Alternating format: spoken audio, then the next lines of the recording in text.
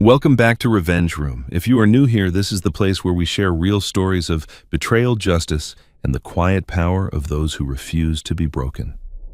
Today's story is called My Son Gave the Keys to My House to His In-Laws, Not Knowing I Had Sold the House 2 weeks ago. Imagine this. You spend your entire life building a home, filling it with decades of memories, raising your children within its walls, and watching your wife take her last breath in the bedroom you shared for over 40 years. That house is not just property. It is the physical proof that your life mattered. Now, imagine discovering that your own son, the child you sacrificed everything for, secretly handed the keys to that house to his in-laws while you were out of town. They walked through your rooms like they already owned the place. They measured your walls. They boxed up your late wife's belongings and threw her favorite flowers in the trash. They spoke about you like you were already dead, saying things like, "Dad is old. This place should be under our control." They thought they were so clever. They thought the old man would never find out until it was too late. But here is what they did not know. 2 weeks before any of this happened, that house was already gone. Signed, sealed, and transferred, not to them, not to anyone they could ever touch. And what happened next when they discovered the truth, that is the moment you will never forget. If you skip ahead or leave now, you will miss one of the most satisfying endings we have ever shared on this channel. Stay with me until the very end. I promise you, justice has never tasted this sweet. My name is Samuel Redwood. I'm 69 years old, a retired civil engineer who spent 35 years building bridges and highways across 3 states. I mention bridges because that is what my life has always been about, connecting things, holding weight, making sure the structure stays sound even when the load gets heavy.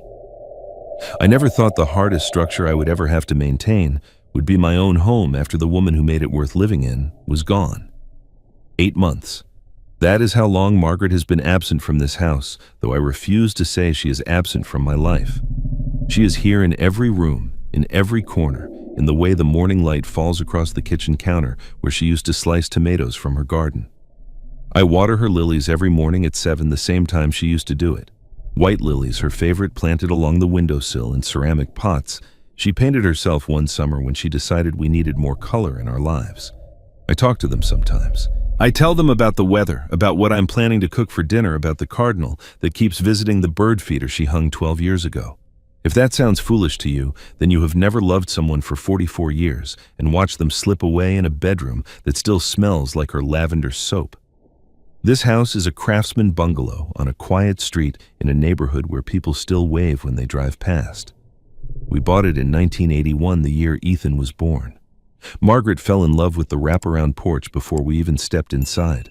She said she could already picture us sitting there watching thunderstorms roll in from the west, drinking coffee and not needing to say a word because we would already know what the other was thinking. She was right. We spent 4 decades on that porch, and I still sit there every evening, though now there is only one chair that matters. Every room holds something of her. The kitchen is where she taught me to make her mother's soup, a recipe passed down through 3 generations of women who believed food was love made visible. I burned it the first 7 times. She laughed every time and told me I would get it eventually. I did finally, and now I make it once a week, not because I'm hungry, but because the smell fills the house with something that feels like her presence. Her reading glasses are still on the nightstand. I have not moved them. I cannot. To move them would be to admit she is not coming back to pick them up. People ask me if I am lonely. I tell them I am not. Loneliness is what you feel when you are empty. I'm not empty. I am full of 44 years of memories, and this house is where those memories live. It is not property to me. It is the physical form of our love story, and as long as I am breathing, I will protect it the way I would protect her. That is why the phone call from Ethan troubled me in ways I could not quite name at first. My son calls every Sunday, which I appreciate, but lately the conversations have felt different, rehearsed. Like he is reading from a script someone else has written. This past Sunday was no exception. He asked about my health, which is fine. He asked about the weather, which was unremarkable. Then he asked the question that has started appearing in every call like a weed that keeps coming back no matter how many times you pull it. How is the house holding up? Dad. Not how are you holding up? How is the house? As if the building matters more than the man living inside it. I heard Melissa in the background. My daughter-in-law, her voice low but insistent. I could not make out the words, but I recognized the tone. She was directing, coaching. My son paused mid-sentence the way a man pauses when someone is feeding him his next line. I pretended not to notice. I have gotten good at pretending not to notice things that would break my heart if I looked at them too directly. After we hung up, I stood in the living room and let my eyes rest on Margaret's writing desk in the corner. It is a small antique she inherited from her grandmother, dark walnut with brass handles that have turned green with age. I have not opened the drawer since she passed. She kept her private things in there, letters and photographs and thoughts she wrote down when the nights got long. Some things are not ready to be faced yet. Some things need time. I turned off the lamp and went to bed, not knowing that somewhere across town, my son and his wife were already making plans, not knowing that they had looked at this house and seen something very different from what I see. Not knowing that to them this place where love lived for 44 years had become a problem that needed solving. The changes started small, so small that I almost convinced myself I was imagining them. It is easy to doubt yourself when you are grieving. The mind plays tricks. Memory becomes unreliable. So when Ethan began making decisions on my behalf without asking, I told myself he was just trying to help. I told myself that a good son looks after his aging father. I told myself a lot of things that turned out to be lies I was whispering to keep the peace. The first thing he canceled was my newspaper subscription. I have read the morning paper with my coffee for over 40 years. Margaret used to tease me about it, calling me the last man in America who still gets ink on his fingers before breakfast. But one morning the paper did not arrive. I called the delivery service and they informed me that my subscription had been terminated at the request of a family member. When I mentioned it to Ethan, he waved his hand as if swatting away something unimportant. "You can read everything online now, Dad. It is free and better for the environment." I did not ask him to cancel it. He did not ask if I wanted it canceled. The decision was made and I was informed after the fact, like a child being told what is good for him. 2 weeks later, the internet stopped working. When I called the provider, they explained that my plan had been changed to a different package, one that cost less, but also did less. Ethan had called them, given them my account information, and made the switch without mentioning it to me. When I confronted him gently, not wanting to cause conflict, he sighed, the way people sigh when they are dealing with someone who does not understand the modern world. "The old plan was too expensive, Dad. You were paying for speed you do not even use." I wanted to ask him how he knew what I use and what I do not use. I wanted to ask him when he became the authority on my life. Instead, I nodded and changed the subject, because that is what I have always done. I have spent my whole life building bridges, and sometimes that means swallowing words that want to come out as walls. Then came the conversation about driving. Ethan suggested in that careful tone people use when they are about to say something insulting, but want to sound reasonable, that perhaps I should not drive at night anymore. My eyesight is fine. My reflexes are fine. I have not had an accident in over 50 years. But he spoke as if my competence was already in question, as if the matter had been discussed and decided somewhere I was not invited. Melissa nodded along beside him, her face arranged in an expression of concern that never quite reached her eyes. "We just worry about you, Dad. The roads are dangerous after dark." I didn't argue. I have learned that arguing with people who have already made up their minds is like arguing with a wall. The wall does not care what you think. It just stands there blocking your way. The family dinner was when I truly understood what was happening. Ethan and Melissa came over on a Saturday evening, bringing takeout from a restaurant I do not particularly like, but did not choose. We sat at the dining room table, the same table where Margaret and I hosted 37 Thanksgivings, and I listened as my daughter-in-law spoke about me as if I were not in the room. "He does not need such a big house anymore," she said to Ethan, gesturing vaguely at the walls around us. "We should really think about what is best for him."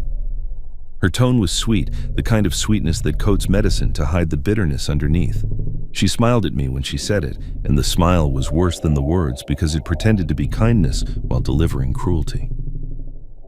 I looked at my son. I waited for him to say something. This is the boy I taught to ride a bicycle in the driveway, holding the back of the seat until he found his balance. This is the man I walked down the aisle at his wedding, trusting him to build a life with someone who would love him well. I watched his face and saw nothing. No defense, no discomfort. He did not even meet my eyes. He just nodded along with whatever Melissa said, a puppet whose strings I could almost see. His silence cut deeper than any insult she could have delivered. An enemy who attacks you is at least honest about where they stand. But a son who sits quietly while you are being erased, that is a wound that does not heal easily. After they left, I stood in the kitchen washing dishes I didn't need to wash just to have something to do with my hands. The knock on the back door startled me. It was Ruth Callahan, my neighbor of 22 years, holding a plate of cookies covered in plastic wrap.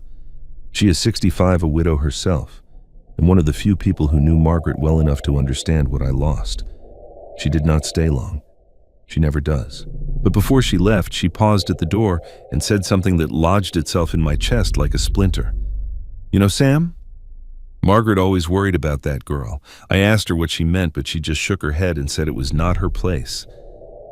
Some things you have to see for yourself," she added. "I hope you see them before it is too late." I brushed it off. I told myself Ruth was just being protective the way old friends sometimes are. I told myself that Margaret worried about everyone because that was her nature. But the words stayed with me through the night and into the next morning, circling like birds that refused to land. Margaret always worried about that girl. What had my wife seen that I had missed? What had she known that she never told me I would find out soon enough? Because 3 days later, I would hear a single sentence that would change everything. I would hear it by accident, standing in a doorway I was never meant to be near, and nothing in my life would ever be the same again. It happened on a Thursday afternoon, the kind of ordinary day that gives no warning of it tears your world apart.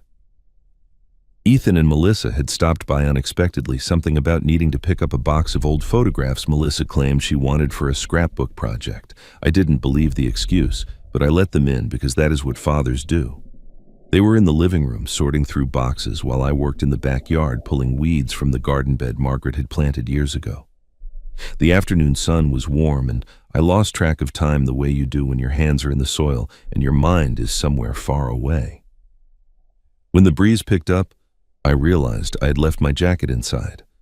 I walked back toward the house, entering through the side door that leads into the hallway just outside the living room.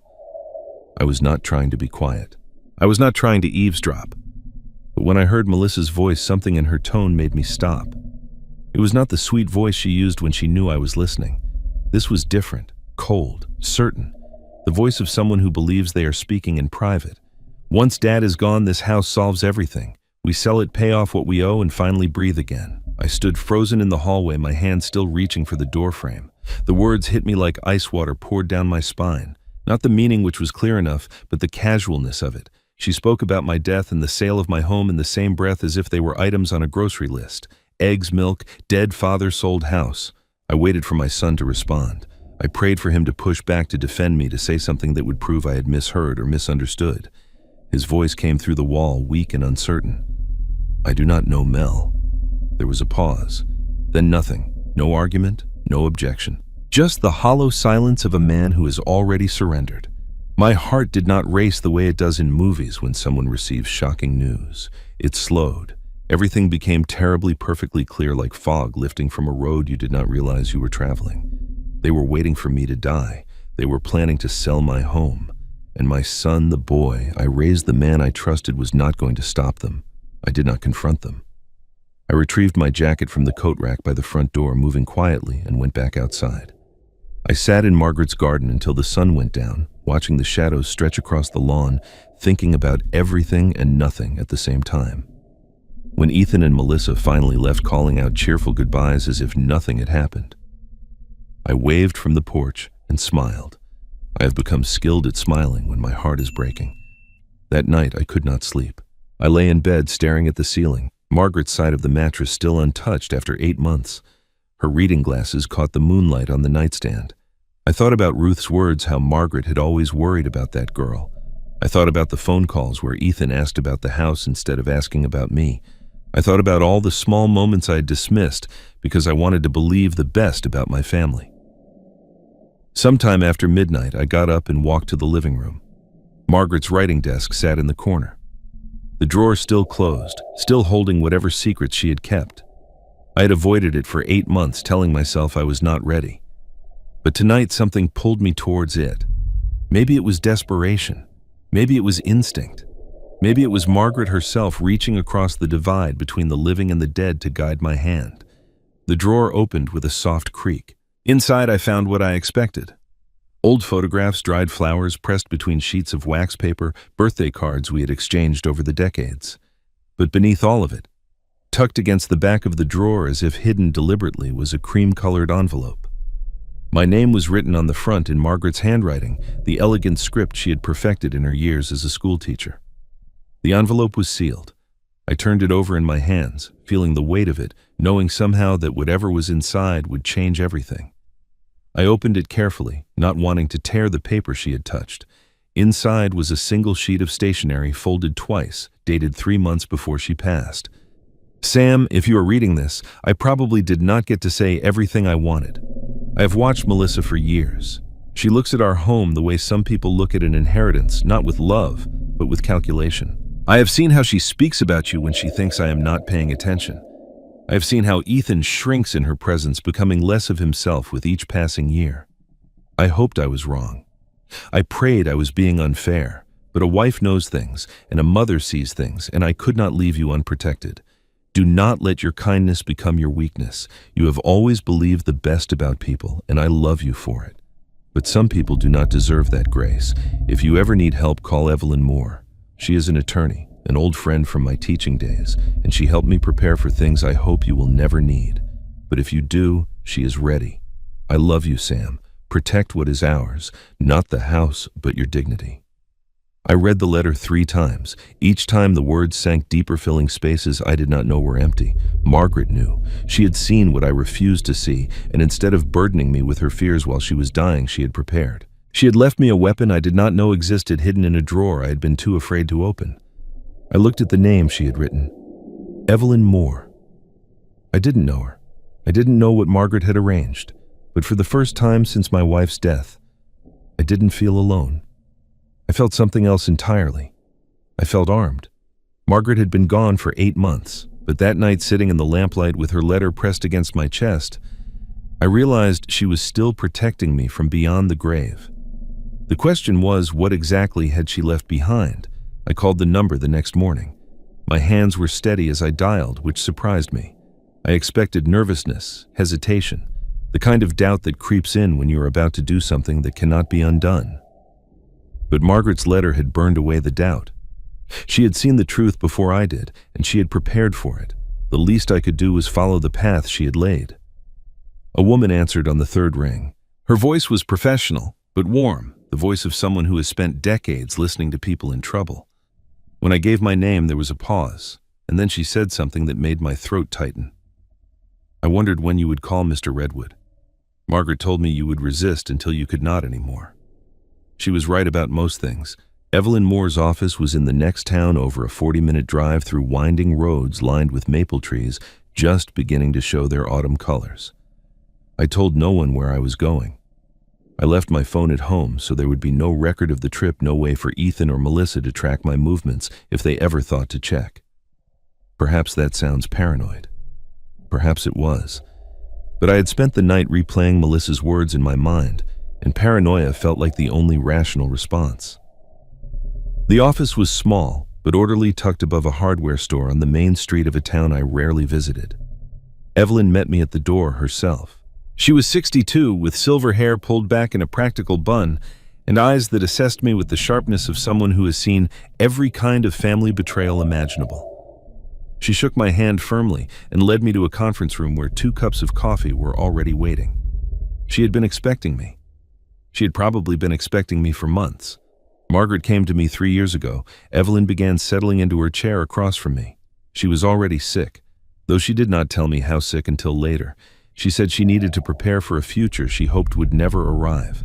She talked about you, about your son, about the woman your son married. She was worried, Samuel, not about dying, about leaving you unprotected. I listened as Evelyn explained what my wife had done. Before she passed, Margaret had established something called the Margaret's Haven Foundation, a charitable trust designed to support elderly people facing exploitation by their own families. The foundation was legally registered, fully compliant with state and federal requirements, but it had no assets. It was an empty vessel waiting to be filled if the need ever arose. The need had arisen. Evelyn slid a folder across the table. Inside were documents I did not fully understand, legal language that swam before my eyes, but the core concept was simple enough. I could donate my house to the foundation through something called a retained life estate. This meant I would transfer ownership of the property while keeping the right to live there for the rest of my life. I would still water Margaret's lilies. I would still sit on the porch where we watched thunderstorms. Nothing about my daily existence would change, but everything else would. Once the transfer was complete, the house could not be sold, mortgaged, or claimed by any family member. It would belong to the foundation, protected by layers of legal armor that Melissa and her parents could never penetrate. After my death, the house would become a haven for other elderly people facing the same kind of betrayal I was facing now. Margaret's name would live on in the walls she had loved, and the people who had tried to steal her legacy would receive nothing. I sat with the documents for a long time, reading them slowly, asking questions that Evelyn answered with patience and precision. She never rushed me. She never pressured me. She simply laid out the facts and let me arrive at my own decision. That was when I understood why Margaret had trusted her. "This is not revenge," I said finally, more to myself than to her. "This is preservation." Evelyn nodded. "That is exactly what Margaret said when she set this up. She told me you would understand the difference." I signed the preliminary paperwork that afternoon. My signature felt strange on the line, as if I were signing away something precious, but I was not signing it away. I was protecting it. There is a difference between letting go and holding on in a different way. Margaret had taught me that distinction over 44 years of marriage, and now she was teaching me one final lesson from beyond the grave. "When should we finalize everything?" I asked as I stood to leave. Evelyn walked me to the door. "Whenever you are ready. Just call, and we can complete everything within 48 hours. The foundation is prepared. The legal structure is in place. All that remains is your word." I drove home slowly, watching the maple trees blur past my window, thinking about Margaret and the quiet strength she had carried even as her body failed her. She had known I would need this. She had known I would resist seeing the truth until the truth forced itself upon me. And she had made sure that when I finally opened my eyes, I would not be standing alone.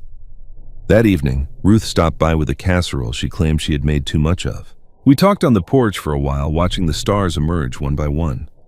Before she left, I mentioned casually that I'd been meeting with a lawyer about the house. "Just making sure everything is in order," I said. "You know how it is at our age, papers to sign, documents to update." Ruth nodded knowingly, asking no questions. She assumed, as anyone would, that I was preparing for the inevitable. Perhaps selling. Perhaps arranging for a smooth transfer to my son. She had no way of knowing that I was preparing for something else entirely. The trap was set. All I needed now was for them to walk into it, and they would, because I was about to give them exactly what they thought they wanted. The following Sunday, I invited Ethan and Melissa to dinner. I cooked Margaret's mother's soup, the recipe I had burned 7 times before getting it right, and I set the table with the good china we only used for special occasions. They arrived at 6, Melissa carrying a bottle of wine she knew I would not drink, Ethan trailing behind her like a shadow that had forgotten it once belonged to someone else. We sat in the dining room where 44 years of family meals had taken place, and I watched them eat my wife's recipe while I prepared to spring the trap she had helped me build. I waited until dessert to make my announcement. I had rehearsed the words in my mind, keeping them casual, keeping my voice light. "I have been thinking about taking a trip," I said, spooning apple cobbler onto small plates. "My old college roommate lives in Vermont now. We have been talking about getting together for years, and I figured it is time I actually did it. 2 weeks in the mountains, some fresh air, some good conversation." Melissa's reaction was immediate and revealing. Her eyes flickered with something she tried to hide behind a mask of concern, but I had spent decades reading blueprints and structural diagrams. I knew how to spot a flaw trying to disguise itself as a feature. 2 weeks, she said, her voice pitched slightly higher than normal. "That is a long time, Dad. Are you sure that is wise at your age?" "Driving all that way by yourself," I assured her I would be fine. I told her the route was familiar, that I had made the drive many times when I was younger, that Vermont in autumn was something everyone should experience at least once. I spoke calmly, watching her face, watching the calculations happening behind her eyes. She was already thinking about what my absence would mean. She was already seeing opportunity where I was offering bait. Ethan surprised me. For a moment, just a moment, he looked troubled. "Dad, are you sure you will be okay?"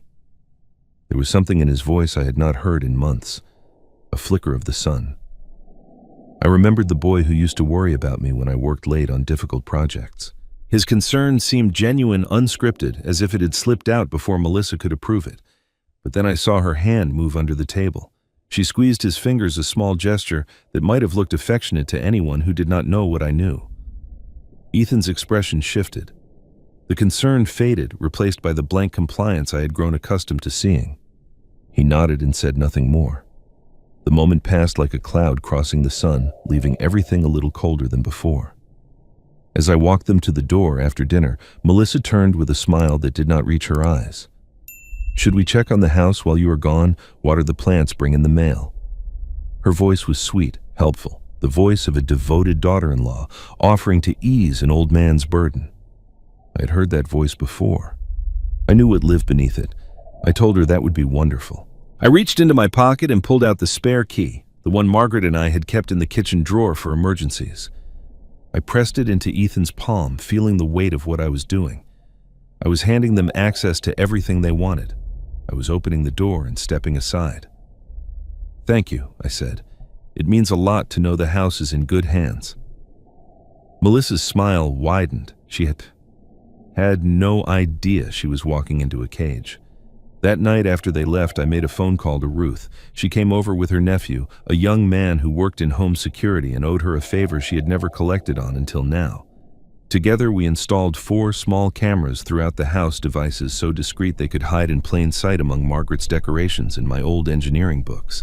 The system connected to my phone through an application Ruth's nephew patiently taught me to use. I would be able to watch my home from anywhere, see exactly what happened when Melissa and her family believed no one was watching. The next morning, I packed a small suitcase and loaded it into my car. I had no intention of driving to Vermont.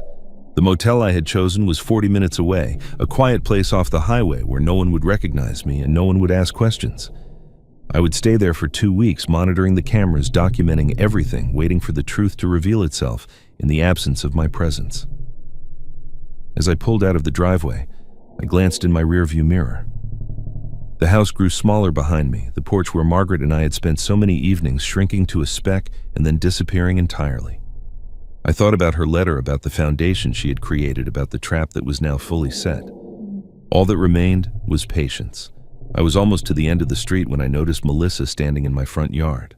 She must have driven back perhaps to confirm I was really leaving. She had her phone pressed to her ear, and even from this distance I could see the tension in her posture. Her voice was too far away to hear, but her body language spoke clearly enough. She was stressed, urgent, speaking to someone about something that could not wait. I stopped at the corner and watched through my side mirror. She paced back and forth, gesturing with her free hand, her expression tight with worry. At one point, she glanced toward the street, as if checking whether I was truly gone. Then she turned away and kept talking, her words swallowed by the distance between us. I drove away slowly, watching the house shrink in my rearview mirror. Behind me, Melissa was already reaching for her phone again, and the first call she made was not to her husband. The motel room was small and plain, with faded curtains and a bedspread that had seen better decades. I didn't mind. I wasn't there for comfort. I was there for truth, and the truth arrived on the second day, delivered through the small screen of my phone, in images that would have broken me if I had not already prepared myself for what I might see. The first day had been quiet. The cameras showed an empty house, sunlight moving across the floors in the patterns I knew by heart. Margaret's lilies still impatient on the windowsill. I checked the feeds every few hours, half hoping I was wrong about everything, half knowing I was not. When night fell, and no one had come, I allowed myself a sliver of doubt.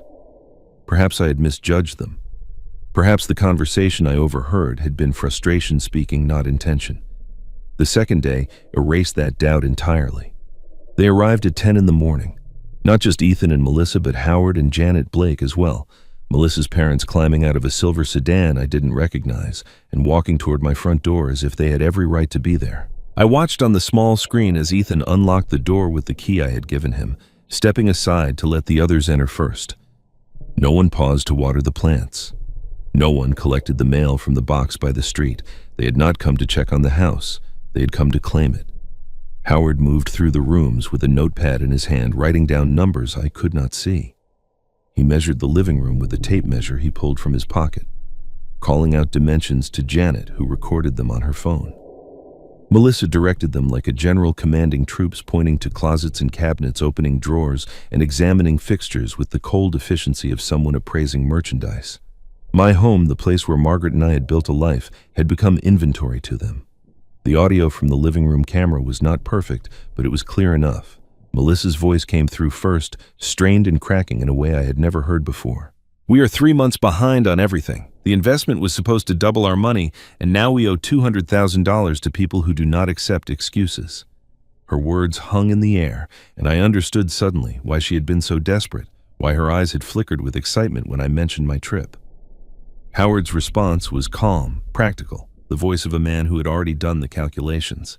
"This house is worth $850,000, even split 4 ways after we deal with the old man. That is enough to clear the debt and start over." The phrase "deal with the old man" landed like a punch to the chest.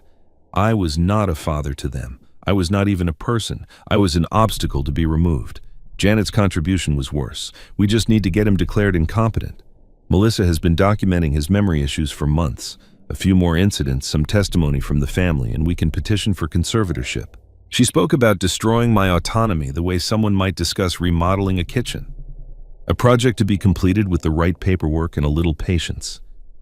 I heard Ethan's voice, then barely audible, nearly swallowed by the ambient noise. "This does not feel right." For a moment, my heart lifted. My son, somewhere inside the stranger he had become, still recognized wrong from right. But Melissa's response cut through any hope before it could take root.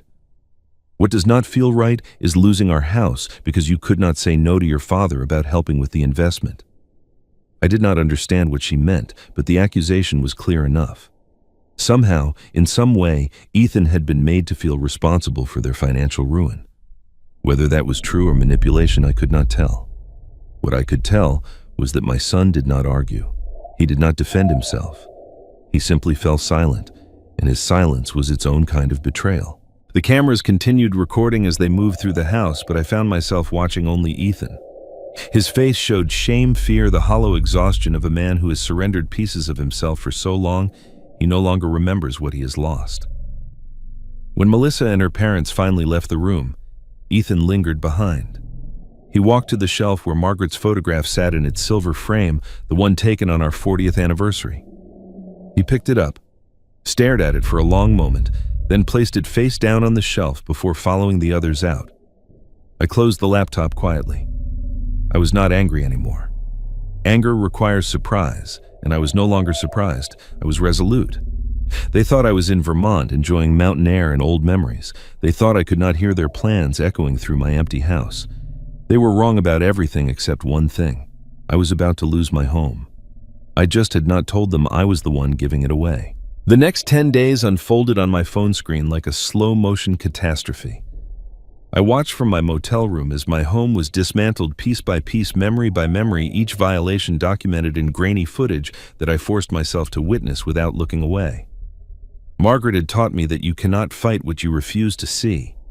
So I saw everything. Howard took over my workshop first. The space where I had spent decades building and repairing, where my tools hung in the exact order I had arranged them over 35 years, became unrecognizable within a single afternoon. He moved my workbench to the wrong wall. He boxed up my hand tools, the ones my father had given me when I graduated from engineering school, and shoved them into a corner like forgotten toys. At one point, the camera caught him tossing my collection of antique measuring instruments into a garbage bag. He did not know what they were. He did not care. Janet focused her attention on Margaret. She moved through the house with cardboard boxes and a roll of packing tape, collecting my wife's belongings with the efficiency of someone clearing out an estate sale. Margaret's books, the novels she had read and reread until the spines cracked, went into boxes labeled storage in black marker. Her decorations, the small ceramic birds she had collected from every state we visited, were wrapped in newspaper and sealed away. Her photographs, images of our life together spanning 4 decades, were removed from walls and shelves and stacked in a corner of the garage. But it was the lilies that broke something inside me. The camera in the living room captured the moment with terrible clarity. Janet stood at the windowsill looking down at Margaret's white lilies with an expression of distaste. "Dead wife's flowers are depressing," she said to no one in particular. "We need to modernize." She picked up the ceramic pots, the ones Margaret had painted herself, and carried them toward the back door. I watched her walk across the yard and drop them into the garbage bin at the edge of the property. My hands shook as I watched. Those lilies were the last living thing Margaret had touched. She had watered them the morning before she went to the hospital for the final time. I had kept them alive for 8 months, talking to them, caring for them, preserving the small green lives she had nurtured. And now they were in the trash, discarded by a woman who had never known their meaning. Melissa worked on the guest room, repainting the walls a shade of gray she declared more modern. I heard her telling Ethan it was for when Mom and Dad move in permanently. The words echoed through the empty house, casual and certain, as if my home had already changed hands. Through it all, Ethan moved like a ghost. He did not participate in the dismantling, but he did not stop it either. He carried boxes when asked. He nodded when spoken to. He existed in the spaces between his wife's commands, present, but absent there, but not there. At night, after the others had gone to bed, the cameras caught him sitting alone on the back porch, staring into the darkness at nothing I could see. Once late in the evening, I watched him slip into the living room and retrieve Margaret's photograph from where he had placed it face down. He held it to his chest for a long moment, his shoulders curved inward, his face hidden from the camera. Then he put it back exactly as it had been and walked away. Even his grief had become something he had to hide. Ruth called me on the 8th day. I saw her name flash on my phone and answered quickly, grateful for a voice that did not belong to the nightmare playing out on my screen. "I do not want to worry you," she said, "but I have seen a lot of activity at your house. Cars I do not recognize, people carrying boxes in and out. Is everything all right?" I thanked her for calling. I told her I knew. I told her not to worry. "Let them settle in," I said. "They will not be there long." There was a pause on the other end of the line. Then Ruth said, "Margaret always said you were the patient kind." I hope she was right. "She was," I replied, "about most things." That night I called Evelyn. My voice was steady, my mind clear. "I am ready," I told her. "Can we finalize everything this week?" I could hear her smile through the phone. "I will have the documents prepared for your signature tomorrow. Everything Margaret set up is ready to execute. All we need is your word." "My word," I said, "is given." They had moved Margaret's things to the garage. They had measured every room for furniture that was not theirs. They had even started calling it our house, speaking about my home as if I had already vanished from it.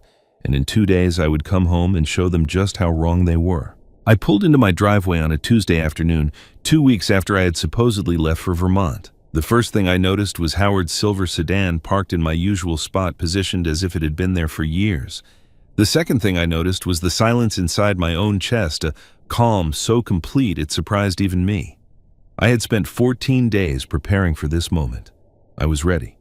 The front door was unlocked. Janet's shoes sat by the entrance, placed neatly beside a welcome mat I had never purchased. When I stepped inside, the air smelled wrong. Some chemical freshener had replaced Margaret's lavender, filling the rooms with an artificial sweetness that made my throat tighten. I stood in the foyer of my own home and felt like a stranger who had wandered into the wrong address. Melissa appeared first, her face arranging itself into an expression of delighted surprise that did not quite reach her eyes. "Dad, you are back. We have been taking such good care of everything." She hugged me briefly, her arms stiff, her attention already shifting to something behind me. "Did you have a good trip?" The question was asked without waiting for an answer. Janet emerged from the kitchen carrying a coffee mug that I recognized as one of Margaret's favorites, the blue one with the chipped handle she had refused to throw away. "Would you like some coffee?" she offered, gesturing toward the pot as if she were the hostess and I were the visitor. I accepted, watching her pour from my coffee pot into my mug in my kitchen, the surreal quality of the moment almost making me laugh. Howard sat in the living room, occupying the chair I had sat in every evening for 40 years. He held a newspaper, my newspaper, the one I had renewed the subscription for after Ethan canceled it. He glanced up when I entered, offered a brief nod, and returned to reading.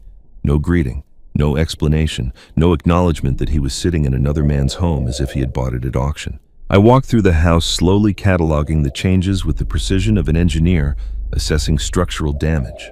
Margaret's reading glasses were gone from the nightstand.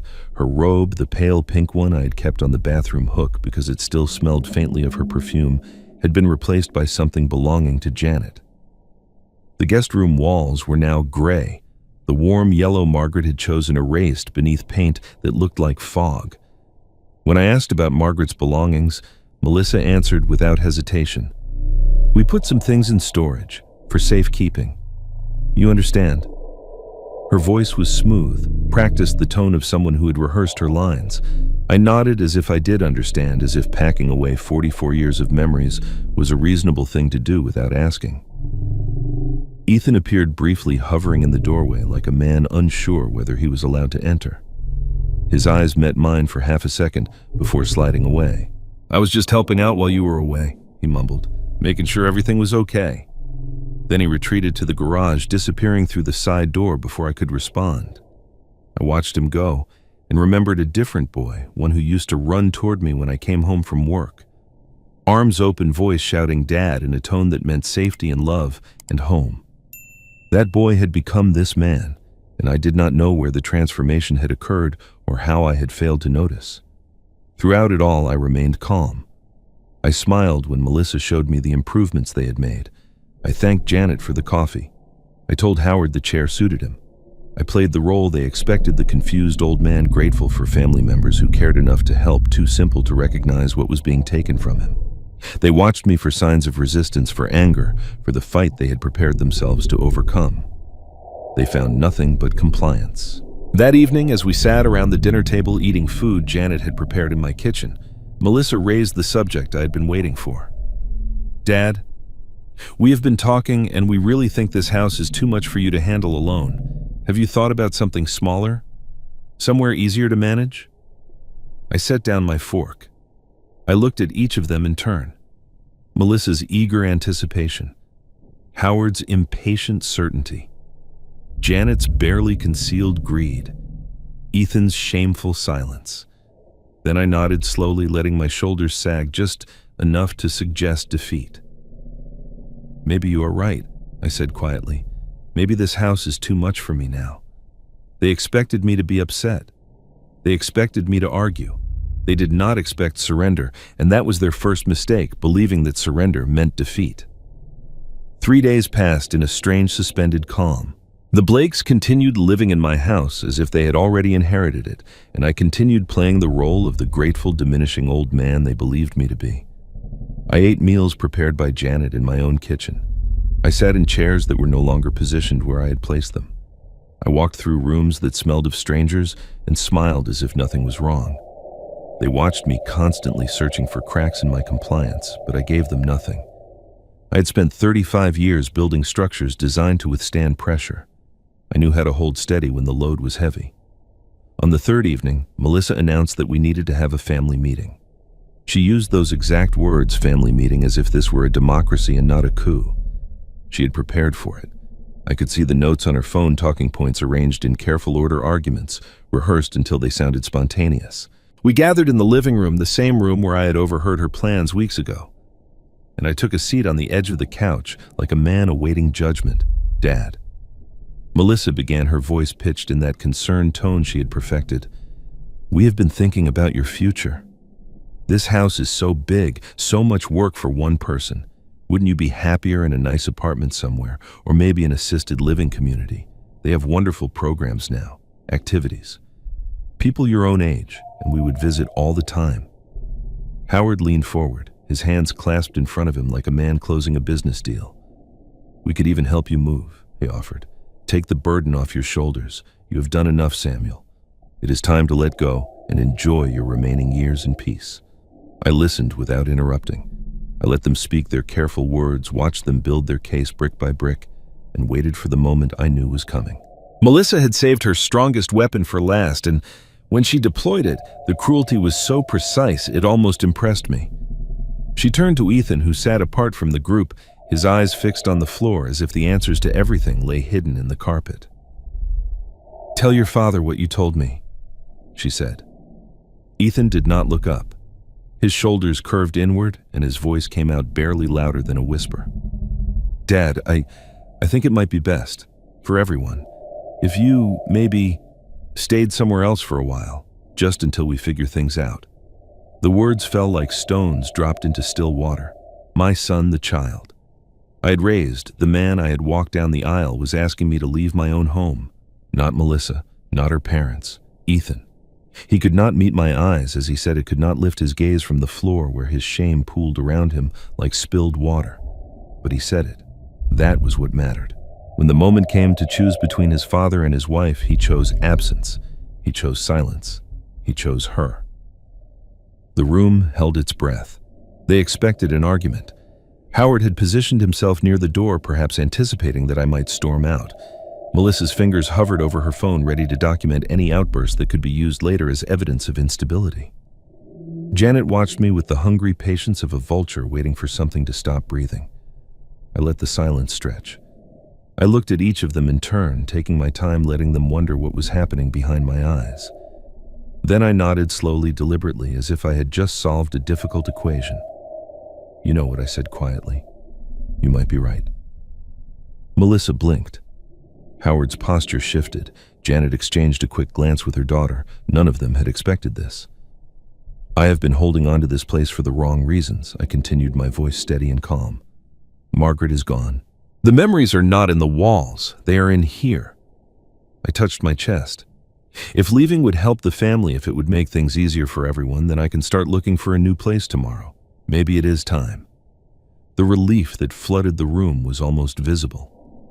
A wave of tension releasing all at once. Melissa recovered first, arranging her face into an expression of gratitude that could not quite hide her triumph. That is very mature of you, Dad," she managed. "We just want what is best for you. We all do." I smiled at her, the same mild smile I'd been wearing for weeks. "I know exactly what you want," I said. She didn't catch the meaning. None of them did. That night, while the Blakes celebrated in my living room with wine from a bottle Howard had brought, I stepped onto the back porch and closed the door quietly behind me. The autumn air was cool against my skin, carrying the smell of dying leaves and distant wood smoke. I pulled out my phone and dialed a number I had memorized. Evelyn answered on the second ring. Her voice was calm, expectant, as if she had been waiting for this call. "Tomorrow morning," I said quietly, keeping my words below the sound of laughter drifting through the windows. "Finalize everything. I want it done before noon. I will be at my office by 8, she replied. "Come whenever you are ready. Margaret's work is about to be completed." I ended the call and stood in the darkness looking up at the stars Margaret and I had watched together for 44 years. The Blakes' laughter rose and fell inside the house, the sound of people who believed they had won. They thought they had broken me. They thought the old man had finally surrendered, but I was not breaking. I was setting the final piece of a trap that had been building for weeks, and in 12 hours they would discover what it felt like to lose everything they never had.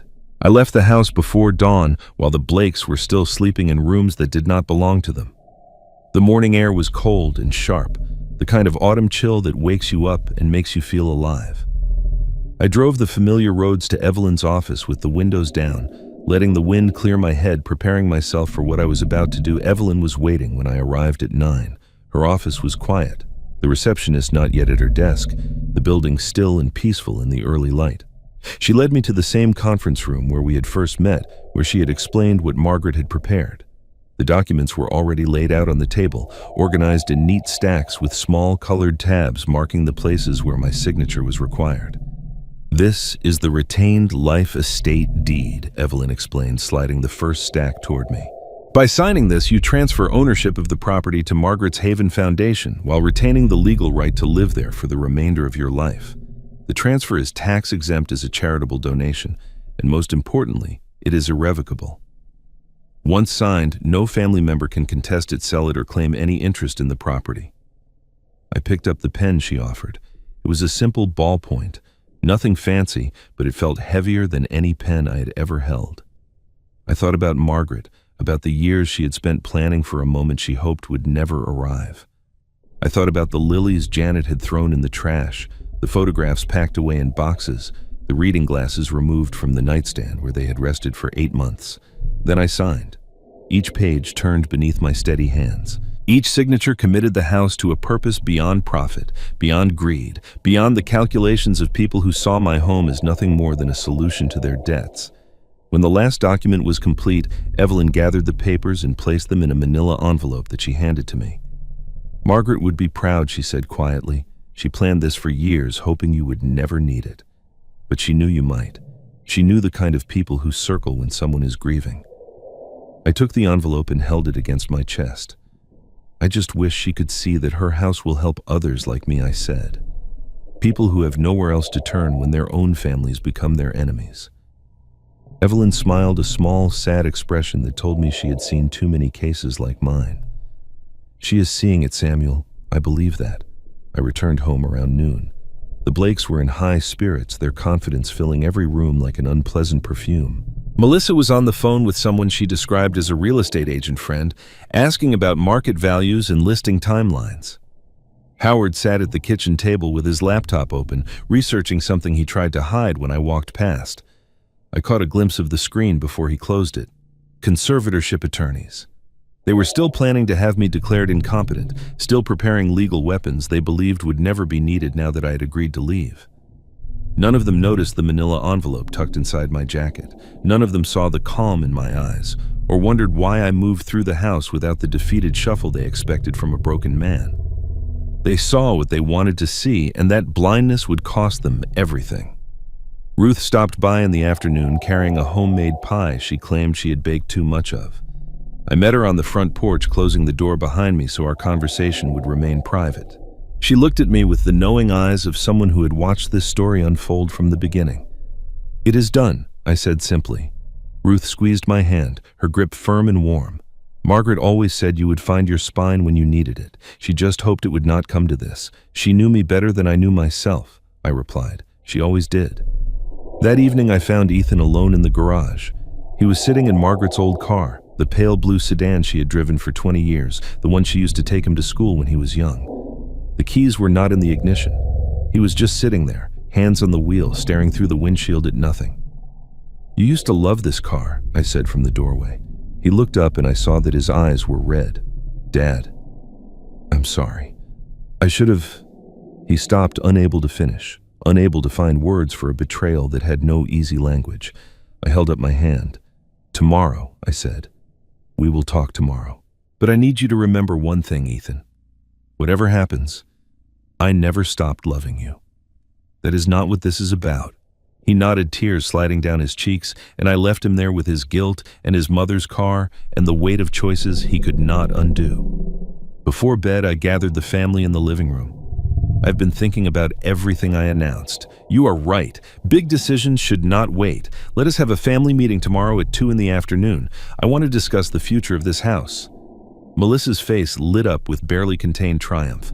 "That is wonderful, Dad. We will all be there." I smiled and wished them good night. They went to bed that night dreaming of real estate profits and debt-free futures. Samuel went to bed knowing that by this time tomorrow, every dream they had would be shattered. And the most remarkable part was that I was going to give them exactly what they had asked for. The house. Just not in the way they expected. 2 o'clock arrived with the precision of a verdict. I had spent the morning in quiet preparation, moving through the house like a man saying goodbye to rooms he would soon reclaim in a different way. The Blakes had been busy too, their excitement barely contained beneath thin veneers of concern and helpfulness. By the time we gathered in the living room, the air was thick with anticipation, though only I knew what was truly about to unfold. Howard and Janet had positioned themselves on the good sofa, the one Margaret and I had bought for our 30th anniversary. They sat like visiting royalty, comfortable and assured, as if the meeting were merely a formality before their coronation. Melissa stood near the fireplace, a folder clutched in her hands, its contents visible enough for me to recognize real estate listings and what appeared to be talking points written in her careful handwriting. She had prepared for this moment the way a prosecutor prepares for closing arguments, every detail arranged to support the conclusion she had already reached. Ethan lingered in the doorway, unable to commit to a seat. He looked like a man caught between two worlds, his body half in the room and half outside it, as if he might flee at any moment. I had seen that posture before in engineers who knew a structure was about to fail but could not bring themselves to give the order to evacuate. He knew something was wrong. He just did not know what to do about it. Melissa began before I could speak. "Dad, we are so glad you have come around." She opened her folder, spreading papers across the coffee table like evidence at a trial.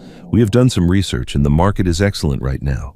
If we list soon, we could have an offer within weeks." She glanced at her parents, drawing confidence from their approving nods. "Of course, we would make sure you were comfortable in a nice facility. Somewhere with activities, people your own age, proper care. We have already looked at a few options. I let her speak, watching her confidence build with each word. Howard leaned forward, adding his own contributions about property values and market timing. Janet mentioned a lovely assisted living community. Her friend had recommended one with gardens and a dining hall that served 3 meals a day.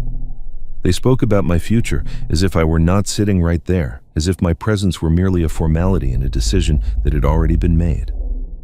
When Melissa paused to take a breath, I raised my hand. The gesture was small, but something in my expression made her stop mid-sentence. Before we continue, I said calmly, "There is someone I would like you to meet."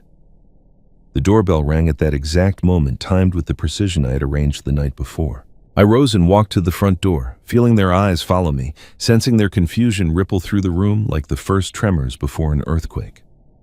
Evelyn Moore stood on the porch, briefcase in hand, dressed in a professional gray suit that conveyed authority without ostentation. She nodded at me once, a small acknowledgement between allies, then stepped inside.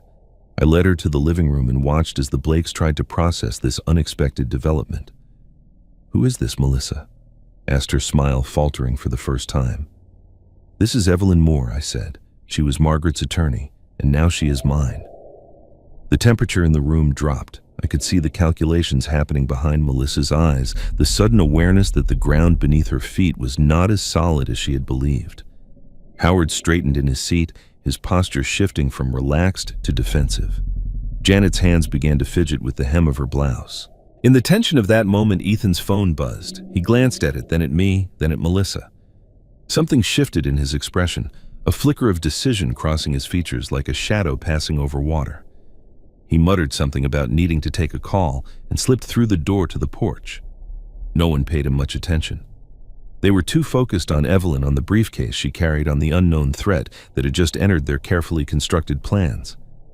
What they did not notice, what none of them saw, was Ethan's thumb moving across his phone screen before he stepped outside. He had not received a call. He had opened his voice recording app. My son, in that single moment, had made a choice. I looked at each face in turn. Melissa's forced calm cracking at the edges. Howard's impatience sharpening into something closer to fear. Janet's nervous hands betraying the anxiety her expression tried to hide. I thought of Margaret, of her lilies thrown in the trash, of 44 years of love reduced to boxes in a garage. I thought of everything they had taken and everything they had planned to take. Then I reached into my jacket and removed the manila envelope. I placed it on the coffee table, the sound impossibly loud in the silent room. Every eye fixed on that envelope as if it contained a bomb, which in a way it did. "I have made a decision about the house," I said, my voice steady and clear. "I am giving you exactly what you wanted. I am giving it away."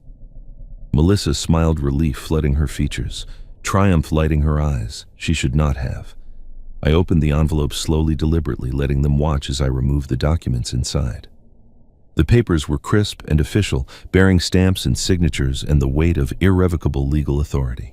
I spread them across the coffee table, arranging them so everyone could see, though I knew the legal language would mean little to them until Evelyn translated it into terms they could understand. "As of yesterday morning," I said, my voice calm and clear, "this house no longer belongs to me. I have donated it to a charitable foundation called Margaret's Haven, established to protect elderly people from family exploitation." I paused, letting the words settle into the stunned silence. The foundation was set up by my wife before she died. She knew, she always knew. Melissa moved first. She snatched the documents from the table, her eyes scanning the pages with growing desperation. Her face, which moments ago had glowed with triumph, drained of color as she absorbed what she was reading. "This cannot be legal," she said, her voice rising. "You cannot just give away family property. This house was supposed to—" She caught herself, but not quickly enough. Evelyn stepped forward, her professional composure a stark contrast to the chaos unraveling around her. "It is entirely legal, Mrs. Redwood." She addressed Melissa with a formality that carried its own kind of rebuke. "Samuel is the sole owner of this property. He can dispose of it however he chooses. The donation includes a retained life estate, which means Samuel retains the legal right to live here for the rest of his life. After his passing, the house becomes a permanent haven for elderly abuse victims. It cannot be sold, mortgaged, or claimed by heirs." She paused, letting the finality of her words sink in. Ever.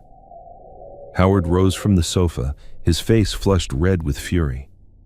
"This is elder abuse," he shouted, pointing a finger at me as if I were the criminal in the room. "We will contest this. We will have you declared incompetent. No judge in this state will allow a senile old man to throw away a family asset on some made-up charity." Evelyn did not flinch. She opened her briefcase and removed another folder, placing it on the table beside the donation documents. "The competency evaluation was completed last week," she said, her tone as calm as still water. "Samuel passed with excellent marks. The examining physician found him to be of sound mind, fully capable of making his own legal and financial decisions. All documentation is on file with the court." She met Howard's glare without blinking.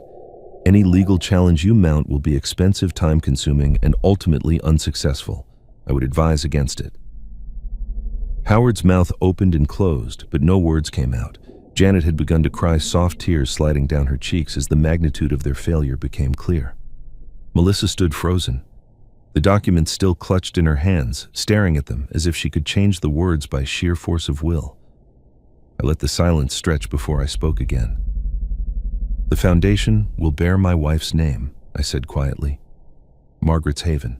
Named for the woman whose belongings you boxed up and threw in the garage. The woman whose lilies you ripped from the windowsill and tossed in the trash. The woman whose photographs you hid and whose memory you tried to erase from her own home. Margaret saw exactly what you were. Long before I did, she saw you. And she made sure that everything you wanted would go to helping people just like me. People whose families tried to steal what they had spent their lives building." Melissa's composure finally shattered. "But our debts," she blurted out, her voice cracking. "The money we owe. We needed—" She stopped abruptly, realizing she had said too much, confessed too openly. Her parents stared at her in horror. "I know about the debts," I said. "I know about the failed investment. I know you owe $200,000 to people who do not accept excuses. I know you needed this house to save yourselves." The shock on their faces told me they had never imagined I could know these things. They had underestimated me from the beginning, seeing only a confused old man too blind to recognize the wolves circling his door. I stood and walked to the window, looking out at the yard where Margaret's garden had once bloomed. "You could have come to me honestly," I said without turning around. "You could have told me the truth, asked for help. I've spent my life building things, solving problems, carrying loads that seemed too heavy. If you had asked, I might have found a way, but you did not ask. You schemed, you lied, you treated me like a problem to be solved, an obstacle to be removed. You chose to take from a grieving old man instead of asking him for help. That was your choice, and now you will live with the consequences." When I turned back to face them, Howard had sunk into his seat, all the bluster drained from him. Janet was still crying. Melissa stood rigid, her mind clearly racing through options that no longer existed. Doors that had been closed and locked before she even knew they were there. But the most devastating blow had not yet fallen, because outside on the porch, Ethan had recorded everything. Every word, every threat, every confession, and he was about to do something he should have done years ago. The door opened and every head in the room turned toward the sound. Ethan stepped inside, his phone clutched in his right hand, his face pale but set with a resolve I had not seen in years. He moved slowly, deliberately, as if each step required conscious effort. The boy who had been hiding on the porch, avoiding conflict, avoiding choice, had finally decided to enter the room. Melissa recovered first. "Ethan, tell them this is ridiculous." Her voice carried a desperate edge, the tone of someone grasping for an ally in a battle already lost. "Tell them we were just trying to help. We were thinking of your father. Everything we did was for his own good." Ethan did not look at her. His eyes found mine and held them with an intensity that made my chest tighten. For a long moment, he said nothing.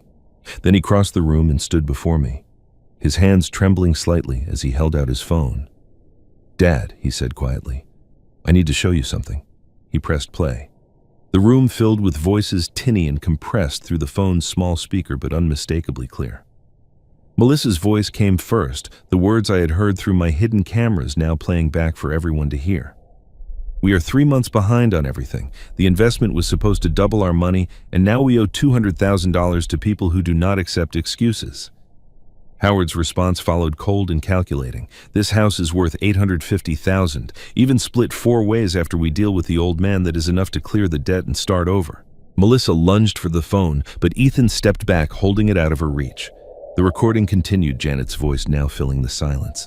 "We just need to get him declared incompetent. Melissa has been documenting his memory issues for months.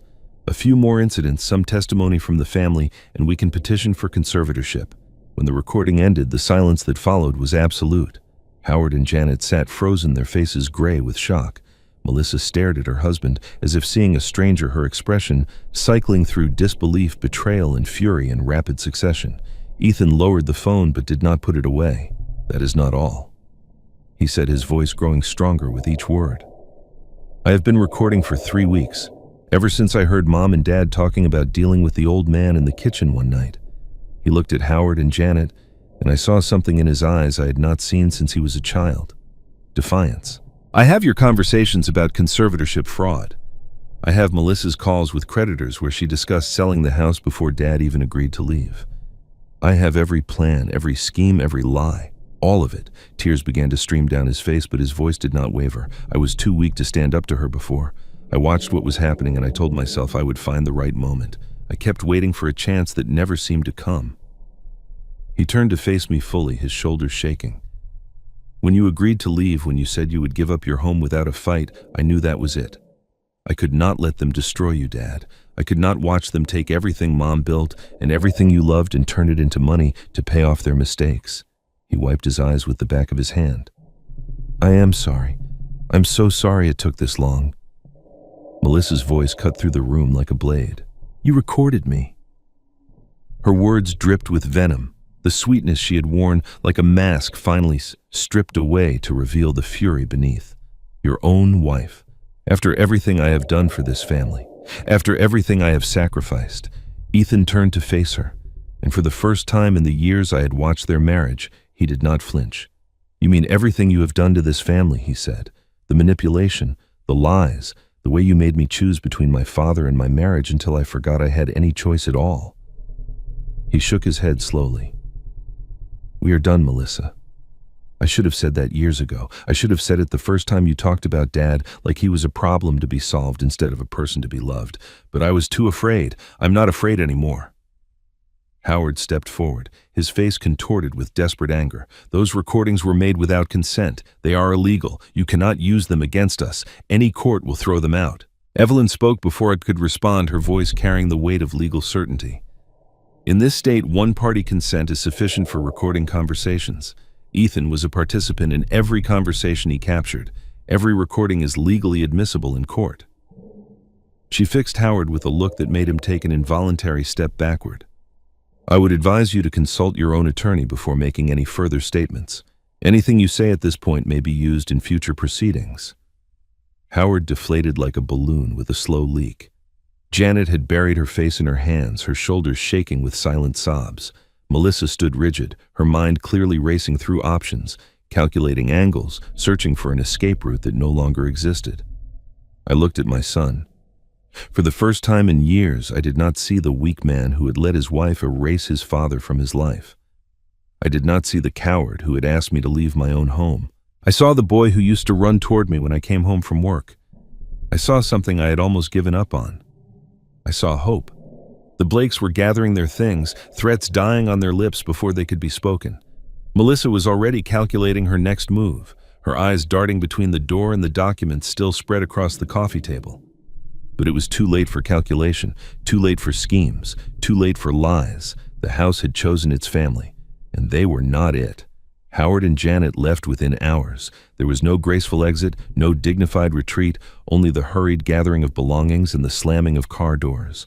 I watched from the living room window as they loaded their suitcases into the silver sedan, their movements jerky with barely contained panic. Janet was crying, but I recognized those tears for what they were. She was not weeping from remorse or shame. She was weeping because her solution had vanished, because the debt that had driven them to this desperate scheme remained unpaid, because the house they had measured and appraised and mentally spent would never belong to them. Howard paused at the driver's door, turning to look at the house one final time. His face was flushed, his jaw tight with impotent fury. "You will hear from our lawyers." He called out the words, carrying across the yard with all the weight of an empty threat. "There will be consequences for this."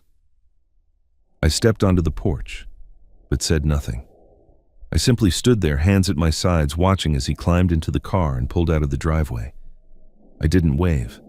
There was nothing left to say to people who had tried to steal my home while pretending to care for my well-being. They drove away, and I felt no satisfaction in their departure. Only relief. Melissa did not leave as quietly. While her parents fled, she remained in the living room, her mind clearly racing through options that might still save her. When Ethan returned from walking Evelyn to her car, Melissa turned on him with the desperation of a cornered animal. "This is not over," she said, her voice rising. "I want a divorce. I want custody of everything we built together. I will destroy you in court, Ethan. I will make sure everyone knows what kind of son abandons his wife for a senile old man who gave away his own house." Ethan stood in the doorway, and for the first time he did not shrink from her fury. "Go ahead," he said, his voice calm and steady. "File for divorce. Pursue custody of assets you helped acquire through fraud.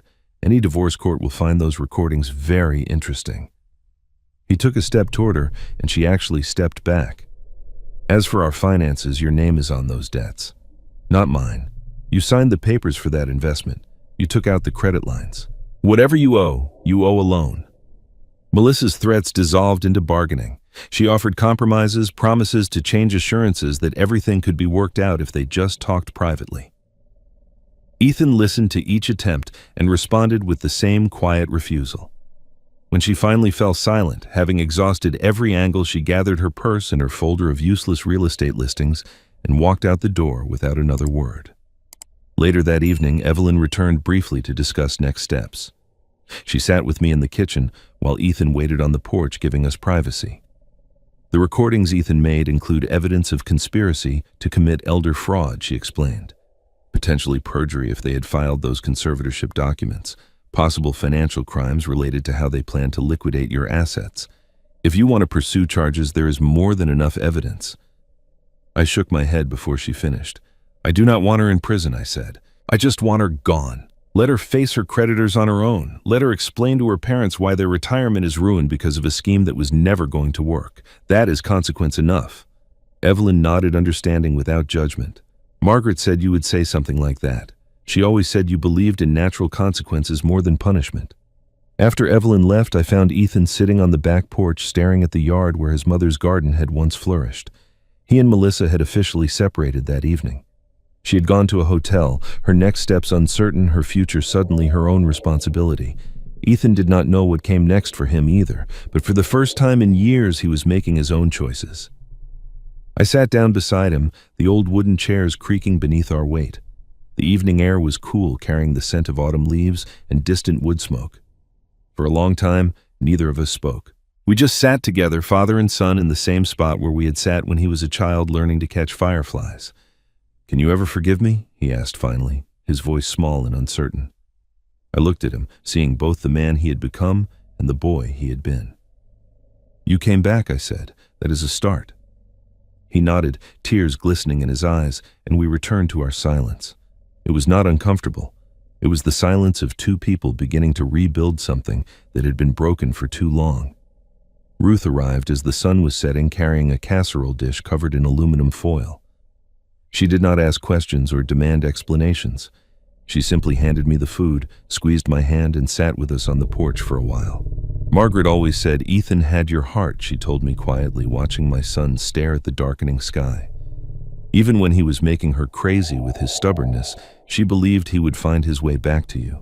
I looked at Ethan, at the tears drying on his cheeks, at the weight of years finally lifting from his shoulders. "She was right," I said. She usually was. The house was quiet that night, truly quiet for the first time in months.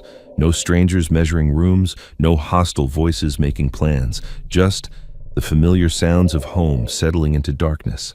But as I lay in bed, I knew something was still missing. A piece of the story was not finished, and it was waiting in the drawer of Margaret's desk where it had been all along. The weeks that followed moved slowly like water finding its way through stone, reshaping everything it touched. Evelyn worked with me to establish the operational structure of Margaret's Haven, filing paperwork, arranging tax exemptions, and creating the framework that would allow the foundation to accept residents and donations. What had existed only on paper began to take physical form, and with each step I felt Margaret's vision becoming real. The local newspaper picked up the story in early November. A reporter named Susan called to ask about the foundation, and I agreed to an interview because I knew Margaret would have wanted people to hear. The article ran on a Sunday, complete with a photograph of our house and a smaller picture of Margaret that I had provided, the one from our 40th anniversary where she was laughing at something I had said. The headline read, "Widower donates home to protect elderly abuse victims." I read the article at Margaret's favorite cafe, sitting in the booth where she used to order her tea and scone every Saturday morning. Her photograph rested in my wallet, and I took it out and set it on the table beside the newspaper. "You are famous now," I whispered to her image. "Everyone knows what you built." The first resident arrived on a cold morning in late November. Her name was Dorothy, and she was 71 years old. Her grandson had tried to steal her pension through a scheme involving forged documents and false promises. By the time she discovered the theft, she had lost nearly everything. A social worker had connected her with Margaret's Haven, and now she stood at my front door holding a single small suitcase, her eyes uncertain and her shoulders curved inward, as if she were trying to take up as little space as possible. I opened the door and stepped aside. "Welcome to Margaret's Haven," I said. "You are safe here." Dorothy's eyes filled with tears. She did not move at first, as if she could not believe the threshold was really hers to cross. "I thought I was alone," she said quietly. "I thought no one cared what happened to people like me." I reached out and took her suitcase from her trembling hands. "You never have to feel that way again," I told her.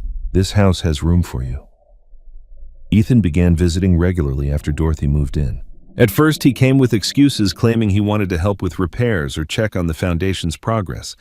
But slowly the excuses fell away, and he simply came because he wanted to be there. We didn't talk about Melissa at first. We talked about the garden, about the porch railing that needed fixing, about the baseball games we used to watch together when he was young. We talked about safe things, building a bridge between the present and the past, before we were ready to cross the harder terrain. But eventually we crossed it. One evening, while painting the guest room a warm shade of yellow that reminded me of Margaret's original choice, Ethan put down his brush and looked at me. "I was so afraid of her," he said quietly. "I know that sounds weak, but she made me believe that everything I did was wrong, that I could not trust my own judgment, that without her, I would fall apart." He shook his head. By the time I realized what was happening, I did not know how to get out. I listened without interrupting. When he finished, I told him that fear does not make someone weak. It makes them human. What matters is what you do when the fear finally breaks. He nodded, and we went back to painting the silence between us, no longer heavy with unspoken things. One evening, I stood in the kitchen teaching Dorothy how to make Margaret's mother's soup, the recipe I had burned 7 times before getting right. Dorothy laughed at her own mistakes, stirring too vigorously, adding too much salt, just as I had done decades ago. The steam rose from the pot, filling the room with a scent that carried 44 years of memory. And in that moment, I felt Margaret's presence, not as a ghost, not as grief, but as a warmth that had never truly left, woven into the walls of the house she had loved living on and the work that bore her name. The community responded in ways I had not expected. Neighbors who had watched the Blakes come and go with suspicion now stopped by with donations. Blankets appeared on the porch. Books filled boxes left by the door. Homemade meals arrived with notes of encouragement.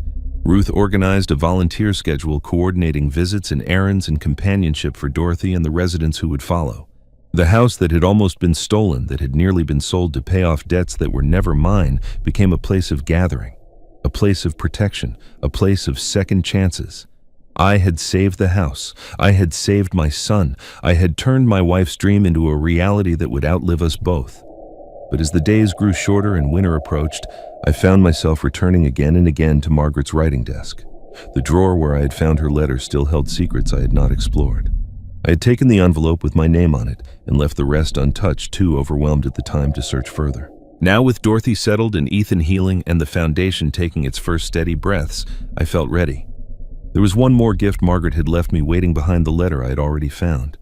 And when I finally opened the drawer and reached past the photographs and dried flowers, what I discovered would change everything I thought I knew about goodbye. I found the journal on a December afternoon while cleaning Margaret's desk to make room for foundation paperwork. The desk had served its purpose, holding her letter until I was ready to find it, and now it needed to serve a new purpose. I removed the drawers one by one, emptying their contents into boxes I would sort through later. When I pulled out the bottom drawer, something felt wrong. The weight was off the depth, shorter than it should have been. I ran my fingers along the back panel and felt a seam that didn't belong. A gentle push released a hidden compartment, and inside, lying flat against the wood, was a small notebook bound in faded blue leather. Margaret's handwriting covered the first page, and I knew immediately what I had found. The entries spanned years. She had not recorded events but wisdom observations about life and love and the lessons she wanted to remember. Some entries were short, just a sentence or two. Others filled entire pages. I read slowly, savoring each word, hearing her voice in every carefully formed letter. She wrote about the day we met, about the fears she had carried into our marriage, about the joy she found in small things. She wrote about Ethan as a child, about her hopes for him, about her worries that he was too gentle for a world that rewarded hardness. The final entry was dated 1 week before she passed. The handwriting was shakier than the earlier pages, the letters formed with effort that I could feel through the ink. "Sam does not know I'm writing this," she had written. "The doctors say I have weeks, maybe less. I've spent my whole life trying to teach him that kindness is not weakness. It is just that kindness needs boundaries. He gives so freely, loves so completely, trusts so easily. I have always admired that about him. But I have also feared for him because not everyone deserves what he offers. I hope he never has to use what Evelyn and I prepared. I hope Melissa proves me wrong and Ethan finds his courage and this notebook stays hidden forever. But if he does find it, if everything I feared comes to pass, I hope he remembers this: the goal is not revenge. It is protection. Protect the house, Sam, not because it is valuable, but because it is a place where love lived, and when you are ready, let it protect others. That is how love continues. That is how we stay alive in the things we leave behind. Whatever happens, remember this: I am not leaving you. I'm just waiting somewhere else. Take your time finding joy again, but promise me you will find it." I read the entry 3 times. The tears came, but they were not tears of grief. They were something else entirely, something I had not expected. Gratitude. All this time, through every difficult decision, every moment of strength, every act of defiance, I had thought I was fighting alone. I was never alone. Margaret had been there in every choice I made, guiding me through the letter. She left the foundation she built, the wisdom she recorded in these pages. She had prepared me for a battle she hoped would never come, and when it came, her preparations had saved me. I closed the journal and held it against my chest, feeling the weight of 44 years pressing against my heart. The tears kept falling, but I let them come. Some things need to be felt completely before they can be released. That weekend, Margaret's Haven hosted its first community gathering. Dorothy had been joined by 2 more residence women whose stories echoed her own, whose families had tried to take what they had spent lifetimes building. They moved through the house with the cautious wonder of people who had forgotten what safety felt like and were slowly remembering. Ethan arrived carrying a casserole dish, something he had learned to cook on his own since separating from Melissa. It was slightly burned on the edges, and he apologized as he set it on the table. I told him it was perfect. Ruth organized games and activities, directing volunteers with the efficiency of a general and the warmth of a grandmother. The house filled with laughter, a different kind than it had known before. Lighter, earned, the sound of people who had been through darkness and found their way back to light. As the sun began to set, I slipped away from the gathering and walked to the garden where Margaret's lilies had once grown. The ceramic pots were gone, thrown away by Janet months ago, but new plants were taking root in their place. Dorothy had planted herbs along the border. A volunteer had added winter pansies that would bloom even in the cold. Ethan had dug a small bed for vegetables, planning already for spring. I knelt in the dirt, my hands pressing into the cool earth, feeling the life that waited beneath the surface. The sky turned gold and pink above me, painting the house in colors Margaret would have loved. "You were right," I whispered to the fading light.